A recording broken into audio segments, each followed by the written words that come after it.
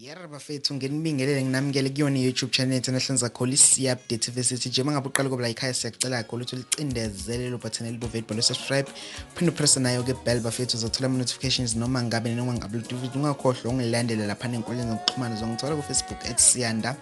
ma-solution nyembe kanti na ku Instagram ngikhona @siyanda ma-solution na kanjani ke bafethu ngizokufollow up kodwa ngaphandle ucitha isikhathi masingene sibone ukuthi izindaba zime kanje. Abalandeli bakaMaskandi bafethu bashayisana ngamakhandla ezinkundleni zokuxhumana ekakhulukazi abalandeli begcokama abasola laphana ke utshatha ugodo ngokuthi ucheme laphana noKhuzani njengoba sekuphela izinyanga ezintathu umculo egcokameni esho ungadlalwa laphana ohlelweni usigiya ngengoma edlala ku Khoze FM njalo ke ngomgqibelo bafethu bayakhala ke kakhulu njengoba kubonakala uKhuzani ke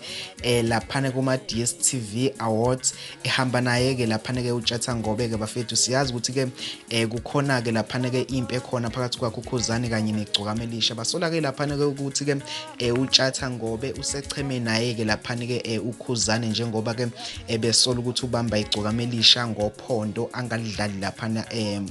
ohlelweni bafethu sigiya ngengoma bafethu siyazi ukuthi ke labacula ababili izihlabane ezinkulu zamaskandi ezisembangweni ke bafethu okuqudelana kodwa ke uma kubonakala komsakazi ehamba noyedwa wabo kusho ukuthi usuke esethathe iside ke bafethu kodwa mina ngifisa ukuzwa ke lapho ke umbono wenu ukuthi ke uthini bafethu ngabe nibona ukuthi ke utshatha laphana uchemile noKhuzani ngabe uyalibamba igcokamelisha ngophondo ngoba siyazi ukuthi igcokamelisha lake lagadla kuyena laphana ke utshatha sazi ke noma mhlambe ke bafethu ngabe iyona indlela ke aziphindiselela ngayo le nikhona comment section lapha ngenzansi ungafika ushiye khona umbono wakho ungakhohlwa ukusubscribe kulona channel na kanjani soqhubeka sikulethele izindaba eshisa kosuku sikuvala khona la.